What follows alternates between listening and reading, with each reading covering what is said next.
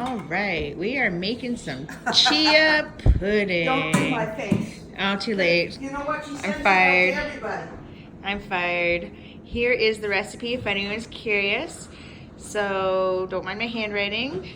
It's just a little pudding that we're making for Karla that's nice and healthy with all organic ingredients. Here's the kitchen. I'm trying to avoid Nancy's face, but there's her feet. And here's Karla's refrigerator with all of her organic goodies and a little fruit display. What are they called? And lots of coconut, yogurt there, and some silk coconut. Lots of fun stuff.